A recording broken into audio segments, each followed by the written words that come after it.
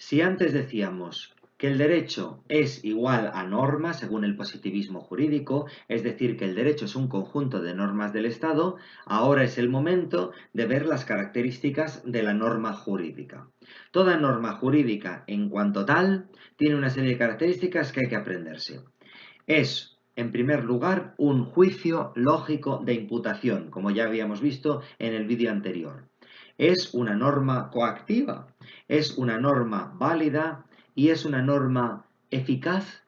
Permítasenos que pongamos este signo de interrogación por lo que vamos a decir a continuación. Por tanto, estas serían las características de la norma jurídica frente a otros tipos de normas. Se trata de un juicio lógico de imputación, es coactiva, es válida y es eficaz, aunque con, digamos, un interrogante que dejamos abierto, y así podríamos distinguir a la norma jurídica de otras. Vamos a la primera de las características.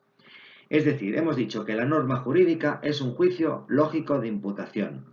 Es un juicio, como el resto de los juicios lógicos, que dice si A, entonces B. Pero este nexo que vincula a un suceso A, por ejemplo, matar a otra persona, con un suceso B, por ejemplo, la prisión, no es un nexo que suceda necesariamente, no es algo que se derive del mecanismo de la naturaleza, sino que sucede porque así lo ha establecido una norma.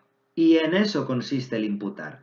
Eso es precisamente lo que significa imputar, que la norma apareja una consecuencia B, por ejemplo la prisión, a una causa A, que de suyo en la naturaleza no tendría tal consecuencia. Eso es imputar. Si A, entonces B, porque así lo establece una norma. Porque B ha sido imputado a A por una norma.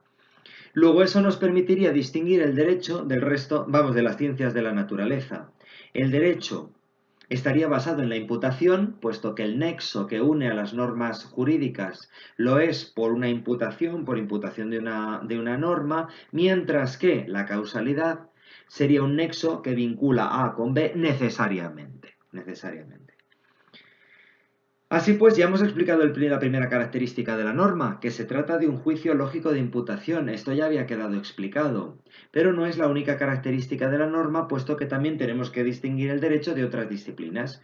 Como habíamos dicho anteriormente, la norma jurídica es un juicio lógico de imputación, es coactiva, es válida y es eficaz. Bueno, ya veremos por qué. Ahora, de momento, vamos con la segunda característica, la coactividad.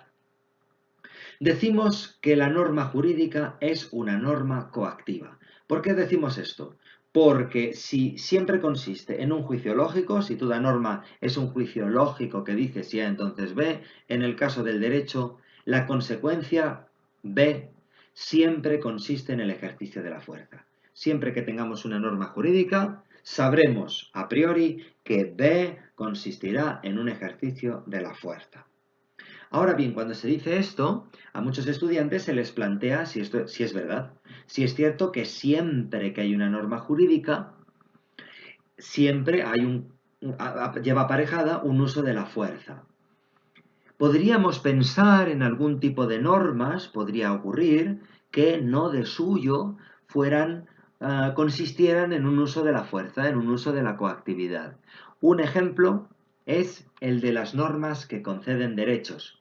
Si una norma concede un derecho, como por ejemplo el derecho a la vida, el derecho a la libertad de expresión, el derecho a la propiedad privada, el derecho al trabajo y tantos otros ejemplos, parece que estas normas no llevan aparejada una violencia. Por el hecho de que una norma concede el derecho a la vida, no parece de suyo que consista en un juicio lógico por el que B sea un ejercicio de la fuerza.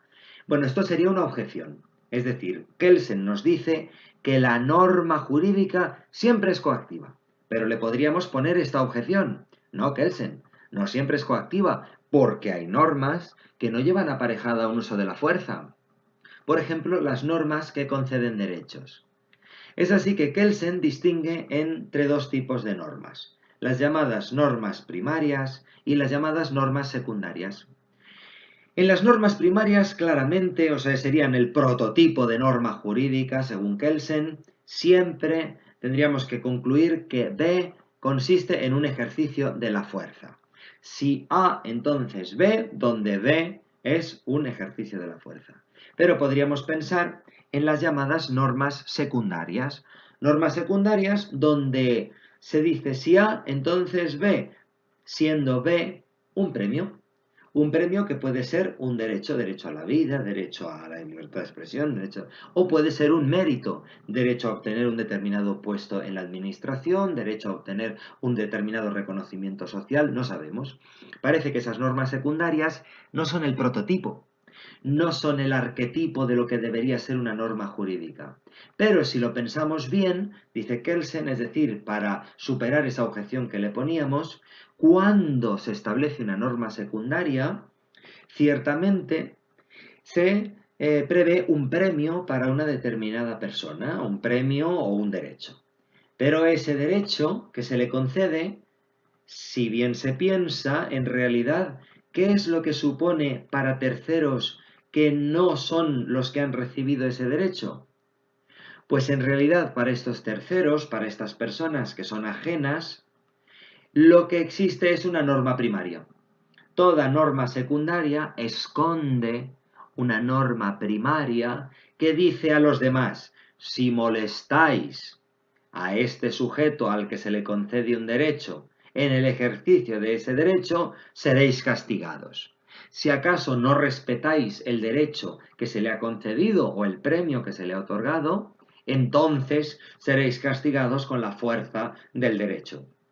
Y por tanto, dice Kelsen, no es cierto que haya normas que no lleven aparejado el uso de la fuerza. Eso no es cierto. Porque esas normas, que aparentemente solamente conceden derechos, son normas secundarias que siempre y de suyo esconden detrás, tienen detrás unas normas primarias que permiten el ejercicio de esos derechos. Luego, toda norma secundaria siempre se resuelve en una norma primaria que dice si A, entonces B, donde B consiste en el ejercicio de la fuerza. Y así pues Kelsen podría decir frente a esa objeción que dice, no Kelsen, no todas las normas jurídicas llevan aparejado el uso de la fuerza. El autor nos diría, sí, sí que lo llevan, porque incluso aunque sean normas secundarias, aunque sean normas que conceden premios, en realidad esconden, es decir, lleva implícita una serie de normas primarias que dicen a todos los demás, respetad el derecho que estoy concediendo o os enfrentaréis al castigo. Así pues, el derecho se distingue claramente de la moral. ¿Y por qué se distingue? Pues por la coactividad. El derecho siempre consiste en el ejercicio de la fuerza, es un juicio lógico de imputación, como decíamos antes, donde la consecuencia es el ejercicio de la fuerza, mientras que en la moral no.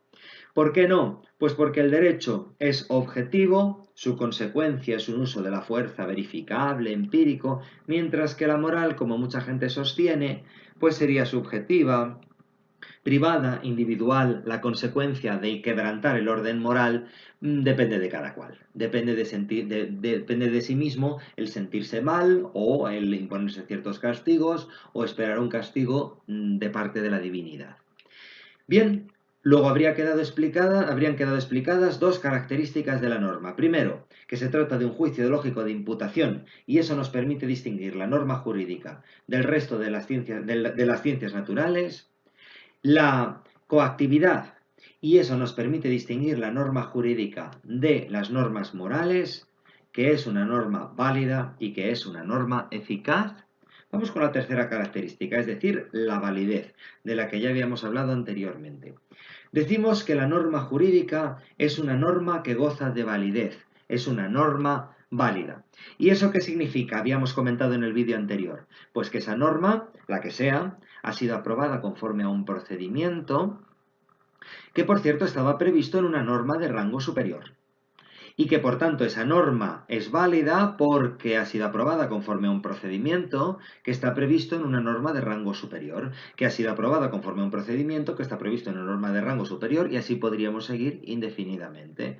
Es decir, en definitiva, la validez, según Kelsen, depende siempre del procedimiento. Es una validez formal, porque depende de la forma en que son aprobadas las normas. Es decir, que una norma goza de validez porque la norma superior de la que depende goza de validez. La validez de las normas, podríamos decirlo con otras palabras, depende de la validez de las normas superiores. Si una norma superior es inválida, todas las demás que están debajo de ella y penden de ella caen como un castillo de naipes.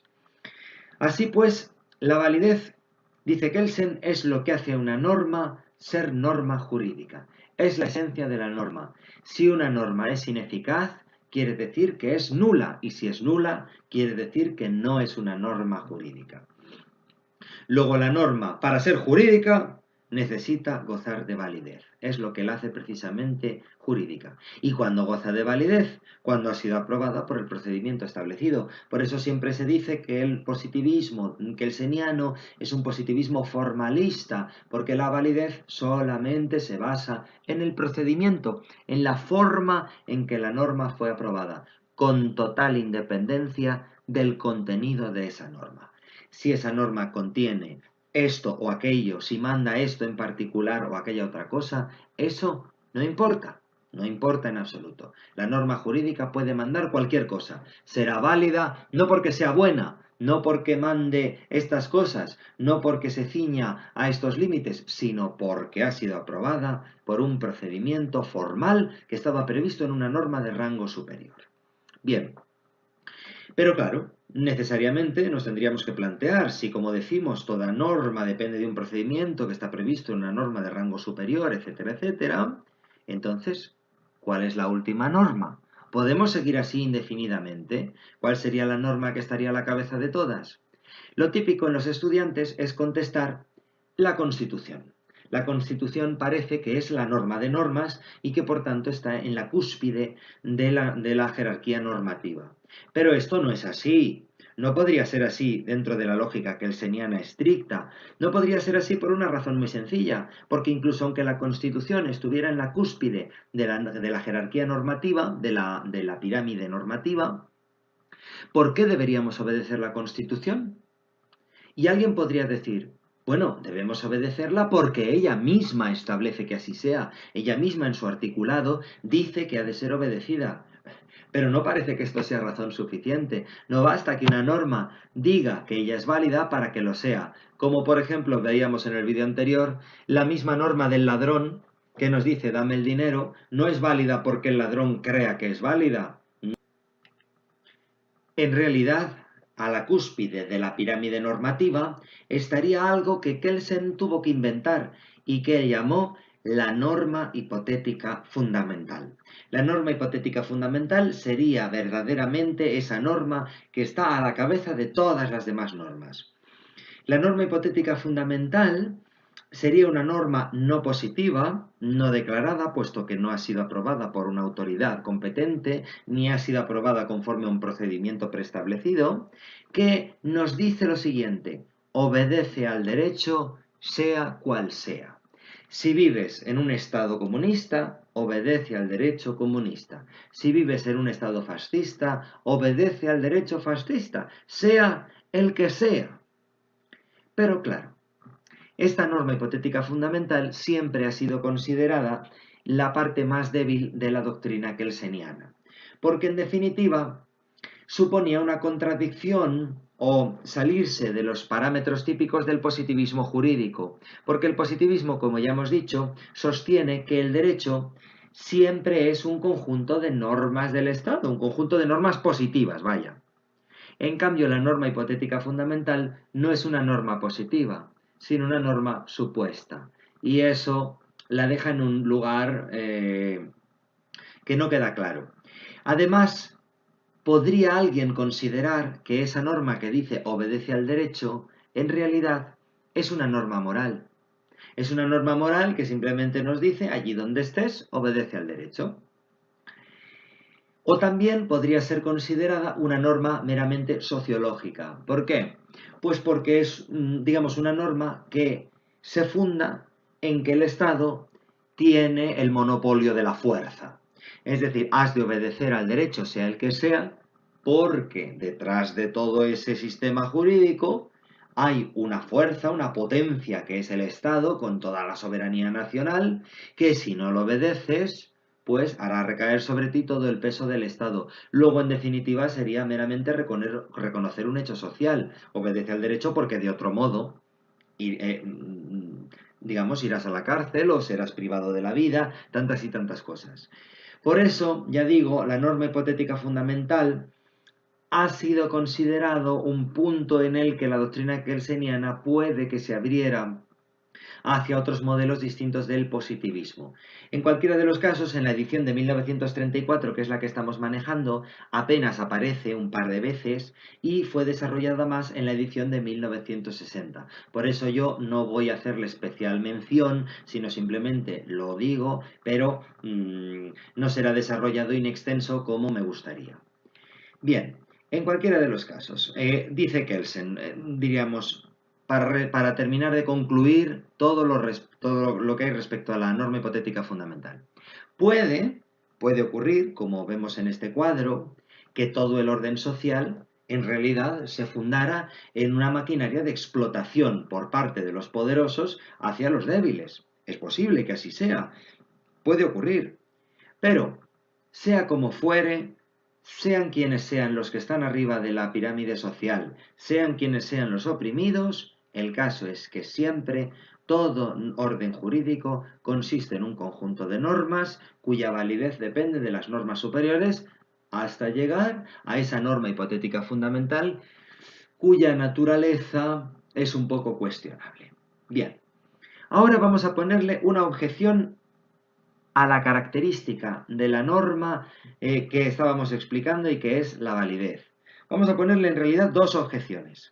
Dos objeciones. La primera de ellas son las llamadas antinomias. Es una objeción a la doctrina general de Kelsen. Si hasta este momento estábamos explicando las características de la norma jurídica según Kelsen, que hemos dicho que eran 4, y ahora estábamos centrados en la característica de la validez, a esta característica le vamos a oponer una objeción. Igual que antes, a la característica de la norma como coactiva, le poníamos aquella objeción que decía, bueno, ¿y qué ocurre con las normas que conceden derechos? ¿Qué ocurre con esas normas? Lo que pasa es que Kelsen la resolvía. Kelsen resolvía y decía, bien, hay normas secundarias. Ahora vamos a oponer una objeción a la característica de la norma que consiste en la validez. Bien, ¿y qué es una antinomia? Una antinomia consiste en que dos normas jurídicas se contradicen entre sí. En eso consiste la antinomia, como por cierto su propio nombre indica. Antinomia viene del griego, anti significa enfrentado y nomos es norma. Luego una antinomia claramente significa que dos normas se están contradiciendo. Y aprovecho la ocasión para remarcar que es antinomia, no antonimia. La antonimia es un concepto perteneciente a la literatura, pero no vamos a hablar de ello. Simplemente es que los estudiantes suelen confundir el nombre. No. Antinomia, es decir, dos normas que se contradicen. En general, y hago un paréntesis, de acuerdo, esto no pertenece a la doctrina kelseniana, simplemente lo explico para que quede claro, para que todo el mundo lo pueda ver. En general, cuando se produce una antinomia, y de estas hay todos los días los juristas tienen que enfrentarse al hecho de que unas normas contradicen otras. Por eso precisamente se han previsto una serie de soluciones. Hay posibles soluciones al problema de las antinomias que los juristas están utilizando con independencia de lo que diga Kelsen. Esto ni está previsto por Kelsen, ni son soluciones que él diga. Son simplemente soluciones que el derecho en general prevé al problema de las antinomias. En general se trata de una serie de principios que permiten al jurista saber cuál es la norma que ha de prevalecer y cuál es la norma, por tanto, que decae en este conflicto. El primero de ellos sería el principio de jerarquía. Claramente, si dos normas se contradicen, parece lógico que sea la norma superior la que prevalece. La norma jerárquicamente superior prevalece frente a la norma inferior. Ese es el principio de jerarquía. Si acaso no hubiera jerarquía entre ellas, puede ocurrir que se dé el principio de ámbito material, el principio de competencia también llamado. Es decir, cuando dos normas se contradicen y no hay jerarquía entre ellas, puede ocurrir que alguna de esas normas tenga atribuida una competencia o tenga atribuido un determinado ámbito material, como es el caso español, donde el Tribunal Constitucional ha determinado que la diferencia entre las leyes orgánicas y las leyes ordinarias no consiste en una relación de jerarquía, no es que las leyes orgánicas sean jerárquicamente superiores a las ordinarias, sino simplemente que hay una serie de materias que están reservadas a la ley orgánica y que por tanto lo que distingue a una de otra norma no es nada más que el principio de ámbito material. No hay jerarquía, sino que tienen atribuida la competencia. Lo mismo exactamente que con la relación entre las normas de las comunidades autónomas y las normas del Estado. Muchos estudiantes cuando comienzan a estudiar Derecho creen que las normas del Estado gozan de una superior jerarquía con respecto a las de las comunidades autónomas, pero eso no es así. Eso no es así. Depende de quién tenga atribuida la competencia. Si una determinada comunidad autónoma tiene atribuida la competencia, por ejemplo, de educación o de sanidad, y ocurre que tanto el Estado como la comunidad autónoma aprueban una norma sobre educación o sanidad, en realidad, ¿cuál prevalece? La de aquella institución que tiene atribuida la competencia. Como en este caso hemos dicho que la tenía la comunidad autónoma, lógicamente prevalece la norma de la comunidad autónoma. Y esto es así. Si acaso no se pudiera resolver esta antinomia, ni con el principio de jerarquía, ni con el principio de ámbito material, habría que recurrir al principio de especialidad. Es decir, prevalece la norma más especial. Veámoslo con un ejemplo. Entre el Código Penal y la Ley Orgánica Penal del Menor, ¿cuál es la norma que prevalece cuando un menor ha cometido un delito? Claramente, la Ley Orgánica Penal del Menor. ¿Por qué? Pues porque es más especial, más específica, más especial en definitiva.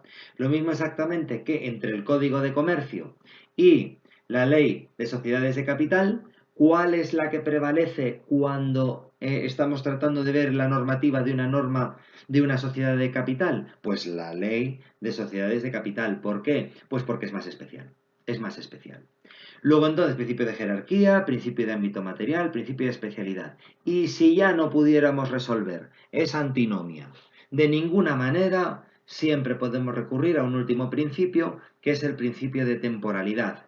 Es decir, lo que en latín se enuncia como lex posterior derogat anterior. Y apenas necesita traducción. La ley posterior deroga a la anterior.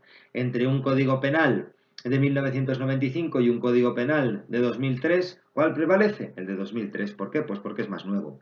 Luego entonces estos principios también estarían relacionados entre sí jerárquicamente y permitirían en general al jurista resolver las antinomias, pero esta no es la doctrina de Kelsen. Esto no tiene nada que ver con lo que dice Kelsen, simplemente lo hemos aclarado como un paréntesis.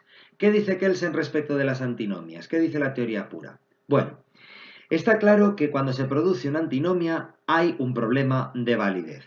Hay un problema de validez porque necesitamos saber cuál de las dos normas que se están contradiciendo es válida y cuál es nula, cuál no prevalece.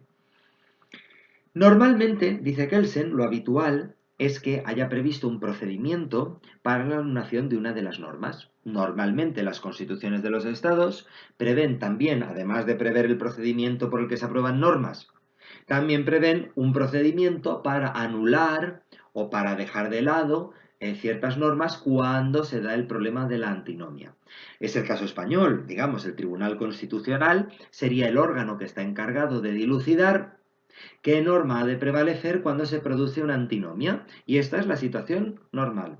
Pero ¿qué ocurre si acaso no está previsto nada? Es decir, ¿qué ocurriría si un Estado no ha previsto un procedimiento para la anulación de las normas?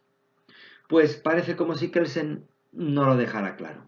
Kelsen simplemente dice, pues no hay ningún problema. En realidad la labor jurídica es una labor humana y como tal es una labor imperfecta. El ser humano es un ser imperfecto, entonces todos los días se dan problemas de antinomia y no por ello se paraliza la actividad jurídica. Luego en realidad no parece que Kelsen aporte una solución verdadera. La segunda objeción que le ponemos a la característica de la validez es la llamada laguna jurídica. Antes hemos hablado de esta objeción que consistía en la antinomia y vemos que Kelsen la resuelve, bueno, la deja un poco en el aire. Y ahora vamos a poner una nueva objeción. ¿Qué ocurre cuando no hay ningún tipo de norma jurídica? Imaginemos una situación, ¿no? Digamos, se da un caso en el que el juez busca y no encuentra. No hay una norma que venga. Esto es lo que normalmente, tradicionalmente se conoce como la laguna jurídica o también el llamado vacío legal. Hay un vacío legal, no tenemos una norma. Bien, voy a hacer también un paréntesis para explicar lo que sucede habitualmente, es decir, al margen de lo que Kelsen explica. Cuando se produce una laguna jurídica, lo habitual es que el jurista recurre a la interpretación, es decir, va a ver si de una norma que parece que era la que resultaba aplicable, se puede deducir que sí hay un modo de interpretarla por el que resulte, digamos, porque el que hay una conexión entre el caso y la norma. O también se recurre a la llamada analogía. La analogía consiste en buscar leyes parecidas, leyes análogas, que regulen ámbitos que se parecen al del caso que tenemos enfrente, o también puede ocurrir que se recurra a casos, eso también es una analogía, porque esos casos ya han sido resueltos anteriormente y la solución del caso se parece, podría venir a este nuevo caso. Estas serían, digamos, las dos soluciones que habitualmente se utilizan por parte del jurista para sobreponerse a la laguna jurídica. Bien, interpretar la norma que tiene delante o bien recurrir a la analogía. Pero Kelsen nos dice, vamos a ver, cuando se produce una laguna jurídica, es decir, un vacío legal, en realidad esto puede ser por dos situaciones. Primera de ellas, el juez es un juez hipócrita. El juez de pronto se ha encontrado con un caso, pero no lo quiere resolver. No lo quiere resolver porque cree que si aplica esta o aquella norma, se va a producir una injusticia. Se va a producir una injusticia. Pero eso, en realidad, la justicia es una cuestión moral, eso es una cuestión no jurídica. Para Kelsen no significa nada. Luego tendríamos el caso de un juez hipócrita. Vamos a imaginar un caso realmente inventado absolutamente que no tiene nada que ver con la realidad. Supongamos que hay un país imaginario en el que sale una norma que dice prohibido animales en los edificios públicos. Prohibido animales en los edificios públicos. Imaginemos que una señora acude con su hijo a un ministerio y en ese tiempo en el que está intentando solicitar un papel, el niño muerde a un funcionario.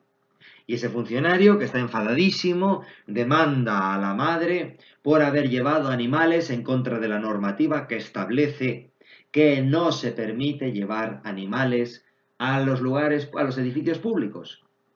Entonces el caso llega a un juez y el juez que ve el caso y ve la norma puede pensar, bueno, en realidad yo aquí lo que tengo que resolver es si un niño puede ser considerado como un animal, incluso como un animal peligroso puesto que ha mordido al funcionario. El juez podría pensar, bueno, en realidad un niño no puede ser considerado un animal. Y como no puede ser considerado un animal, yo considero que aquí hay una laguna jurídica, no tengo una norma, no hay una norma que establezca si se pueden llevar niños o no. Pero esto en realidad, diría Kelsen, obedece a que el juez no es sincero consigo mismo.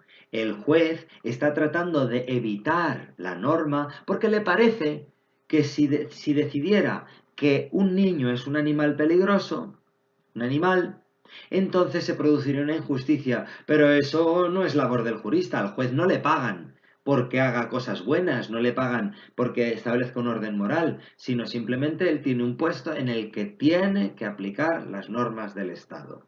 Luego sería un caso, simplemente lo pongo hipotéticamente, para que se vea cómo un juez puede decir, bueno, en este caso no hay norma, no tenemos una norma, no hay normativa, pero en realidad es porque le parece que si aplicara la normativa que ve que es la que más directamente se relaciona, se cometería una injusticia. Y entonces, ¿qué diría Kelsen? ¿Qué le diría a este juez hipócrita que se ampara en la laguna jurídica para no aplicar la norma? Kelsen le diría, juez, aplique la norma. Usted es un agente jurídico que por tanto tiene la obligación de aplicar normas y punto.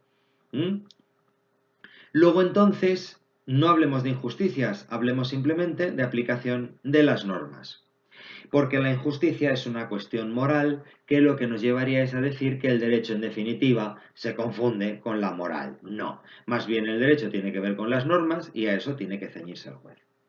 Pero ahora imaginemos la segunda situación, porque la laguna jurídica se puede dar por la hipocresía del juez, pero también, ¿por qué no?, podríamos llegar a la llamada laguna técnica.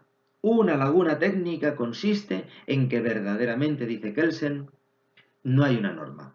Incluso aunque el juez sea completamente sincero consigo mismo y de todo corazón busque cuál es la norma aplicable, se encuentra que no existe una norma. En esta situación podríamos decir, bueno, pues hay un ordenamiento jurídico, como se ve en el dibujo, que sería la parte gris, pero encontraríamos que allí donde hay una laguna jurídica, un vacío legal, podríamos decir que hay como un hueco, ¿verdad? Un hueco dentro del ordenamiento jurídico. Un hueco en el que, como no hay norma jurídica, pues queda un poco a la moral de la gente, a las normas sociológicas, a las normas morales, como por ejemplo, digamos, no hay una norma referente a a cuántas veces se haya de comer al día. Si se debe hacer desayuno, comida y cena, o si hay que incluir otra serie de comidas en medio, pues no hay una norma jurídica realmente que diga nada al respecto. Y dice Kelsen, bueno, ¿y cuál es el problema? Es mejor que en muchos ámbitos de la vida no haya normas jurídicas, porque eso nos deja una libertad, nos deja la libertad de poder decidir cuántas comidas al día vamos a hacer. Bien porque consideremos que moralmente es así, bien porque consideremos que socialmente ha de ser así, bien porque hagamos tales y tales comidas para adelgazar, no sé, podríamos proponernos una serie de propósitos y gracias a que no hay una norma jurídica, no estamos constreñidos a comportarnos de una determinada manera. ¡Qué bien! Ojalá haya muchas lagunas jurídicas, diría Kelsen, ¿verdad? Porque eso nos daría ámbitos de libertad. Luego entonces, la norma jurídica, digamos, según Kelsen, se cumple que es un juicio lógico de imputación y eso nos permite diferenciarlo de las normas naturales. Es una norma coactiva, aunque ya hemos resuelto la objeción respecto de las normas secundarias, que siempre esconden normas primarias y por tanto efectivamente las normas siempre son coactivas y la norma jurídica siempre es válida. Si acaso alguien pretendiera poner una objeción a Kelsen a la validez de las normas en cuanto a lo que se refiere a la antinomia y las lagunas jurídicas, Kelsen parece que ha resuelto el problema como ya hemos dicho, es decir, si acaso se da una antinomia, una contradicción entre normas, entonces hay que recurrir al procedimiento que establece el ordenamiento para ese caso y declarar la norma que prevalece y la norma que es nula.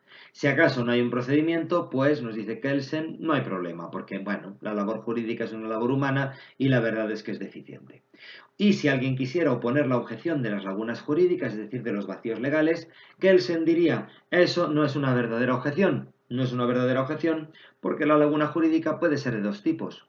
O bien porque el juez no es sincero consigo mismo y entonces no quiere aplicar la norma porque considera que se produciría una injusticia, pero en ese caso Kelsen le diría al juez, aplique la norma porque la norma es válida.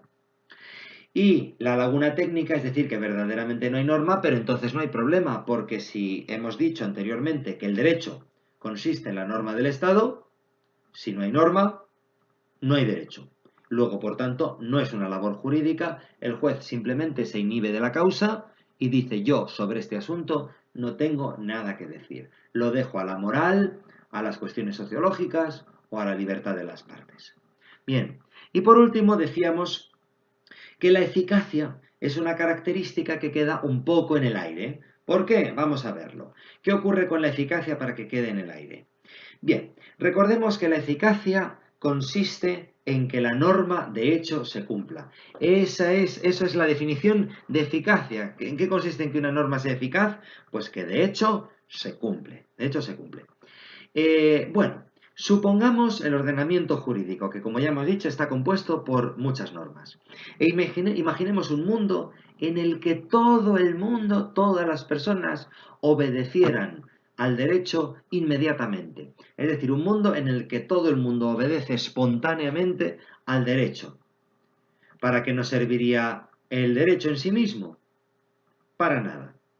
¿Por qué? Pues porque ya hemos dicho que el derecho es una norma coactiva, pero en ese mundo tan ideal no habría lugar a la coacción, no sería necesaria. Luego entonces los juristas perderían su trabajo, desaparecería el derecho porque como tal en realidad el derecho se habría identificado con la moral, todo el mundo obedecería al derecho espontáneamente. Pero ahora imaginemos lo contrario, un mundo en el que nadie obedece al derecho. Hay una serie de normas, pero jamás, jamás, en ningún caso, son obedecidas, en ningún caso. Entonces nos planteamos la misma pregunta, ¿para qué querríamos el derecho? Porque el derecho precisamente está para establecer un orden social, pero si nadie respeta ese orden social, ¿para qué lo queremos? Como por ejemplo, no pongamos el caso de gente malvada, pongamos un caso real. Todo el mundo estudiamos en la carrera de Derecho el derecho romano, pero el derecho romano, ¿por quién es obedecido a día de hoy? Sí, bueno, hay algún caso de pervivencia de ciertas reglas jurídicas romanas en nuestro ordenamiento, pero bueno, hablemos del derecho romano en su conjunto. ¿Quién obedece al derecho romano? Nadie. Luego entonces, ¿para qué queremos el derecho romano? Como tal, no podríamos decir que es un derecho. No es un estudio de ciencia jurídica, sino quizá un estudio de historia de lo que sucedió en Roma, pero no es ciencia jurídica a día de hoy. Luego, en ninguno de los dos casos podríamos decir que tiene sentido el derecho. Es decir, si las normas jurídicas se cumplieran, si tuvieran una eficacia total, no tendría sentido el derecho. Pero si las normas jurídicas jamás se cumplieran y por tanto tuvieran una ineficacia total, tampoco querríamos el derecho. Luego entonces el derecho siempre se mueve para que haya una verdadera labor jurídica, quiere decir que el derecho se tiene que mover en una realidad en la que las normas jurídicas a veces son obedecidas y a veces no. A veces son obedecidas y a veces no. El derecho se basa en que el conjunto del ordenamiento en general se cumple. Como por ejemplo, si yo aparco mi coche en la zona de la hora y sobrepaso la hora o no pongo el ticket, yo he desobedecido una norma jurídica, esto es así, pero no por ello he puesto en solfa, he puesto en cuestión todo el ordenamiento jurídico. No estoy haciendo que yo sepa una labor revolucionaria para acabar con el ordenamiento jurídico. En general, el ordenamiento jurídico se cumple, solo que, bueno, en un determinado momento puede ocurrir que quebrantemos una norma. Y por eso dice Kelsen, la eficacia no se predica de cada norma, no se puede decir que la eficacia sea una característica esencial de cada norma del ordenamiento jurídico, porque si lo fuera, si la eficacia se predicara de cada norma, entonces habría que concluir que con desobedecer una norma bastaría para que todo el ordenamiento jurídico se viniera abajo. Bastaría desobedecer una norma para que fuera nula. Y eso no es así, sino que la eficacia se predica no de cada norma, sino del conjunto del ordenamiento jurídico en general. En general, un ordenamiento jurídico determinado se cumple, lo que no impide que ciertas normas, bueno, pues puedan ser quebrantadas en un determinado momento. Y gracias a eso los juristas tienen trabajo. Entonces decíamos que la norma se caracteriza por la eficacia, es decir, que la norma de hecho se cumpla, pero no cada norma en particular, sino solamente el ordenamiento jurídico en general. Bien, decimos que la norma ha de ser eficaz, pero que, ahora bien, debemos plantearnos esto. ¿Qué significa que la norma se cumple? ¿Qué significa esto realmente? Porque si creemos que lo hemos entendido, quizá no lo hayamos entendido del todo. Vamos a ver, pongamos el ejemplo del artículo 138 del Código Penal. El que matare a otro será castigado como reo de homicidio con la pena de prisión de 10 a 15 años. Supongamos esto. Bien, ¿quién es el que cumple la norma? Parece que cumple la norma el que no mata. Parece que lo está cumpliendo. Pero en realidad, si bien lo pensáramos, ¿quién es el que cumple la norma? El que mata. Porque ¿qué dice la norma? ¿No matarás? No, la norma no está imponiendo un orden moral, no dice no mates, no. Dice el que matare a otro será castigado, luego el que matare es precisamente el que cumple la norma, porque si mata, precisamente sucede, la consecuencia será castigado con una pena de prisión. Luego, si decíamos que la norma jurídica es un juicio lógico de imputación que imputa una consecuencia a una causa, ¿cuándo se cumple esto? ¿Cuándo se cumple esta relación lógica? Pues cuando precisamente alguien cumple la norma y mata. Cae en esta casilla y por tanto ha de ser llevado a la casilla de prisión. ¿De acuerdo? Luego parece que parece un juego lógico, pero tiene sentido.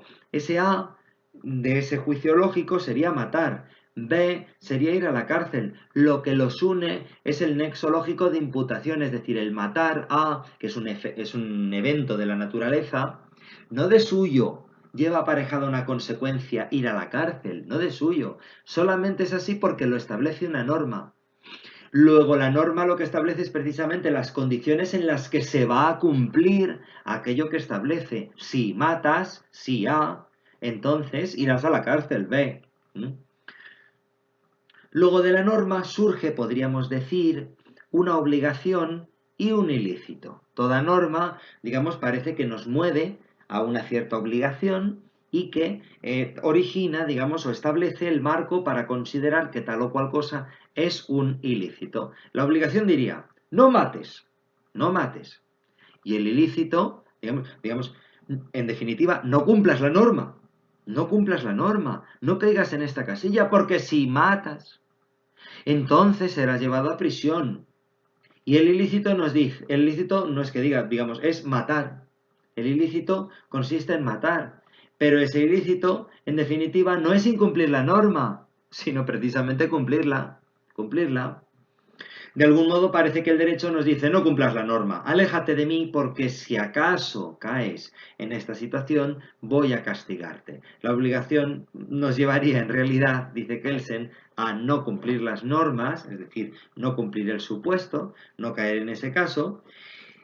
Lo que es lo mismo, es decir, lo diría con otras palabras, cumplir la voluntad del legislador. Porque ¿cuál es la voluntad del legislador? ¿Llevar gente a la cárcel o que la gente no mate? Que la gente no mate. Luego, la obligación nos movería a no cumplir la norma, a no incurrir en aquello que establece, precisamente para que cumplamos la voluntad del legislador. Mientras que el ilícito consistiría en cumplir la norma, pero precisamente porque no estamos cumpliendo lo que quiere el legislador. El legislador, cuando aprueba la norma, no quiere que la gente mate y por eso precisamente dice, si matas, entonces te llevaré a la cárcel. ¿De acuerdo? Luego el derecho se distinguiría de la moral, como ya hemos dicho, no en que haya obligaciones, que las hay en los dos ámbitos, hay obligaciones morales y obligaciones jurídicas, sino porque la obligación moral sería aquella que nos dice, cumple las normas morales, no mates, no robes, respeta a los demás, eso es cumplir normas morales, mientras que la norma jurídica, la obligación jurídica en definitiva, nos diría, no cumplas las normas jurídicas, no cumplas lo que estoy diciendo, porque si lo cumples te castigaré.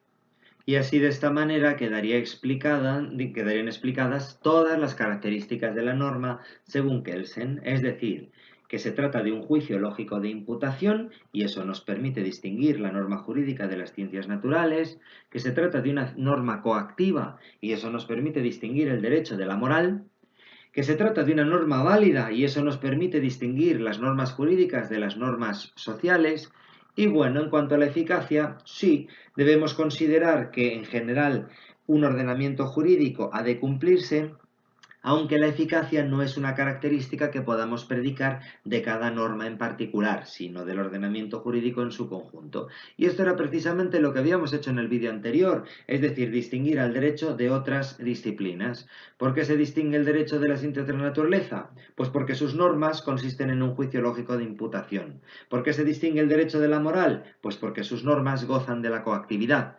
¿Y por qué se distingue el derecho de la mera sociología o de las normas sociales? Pues porque sus normas gozan siempre de validez y, en algunos casos, de eficacia.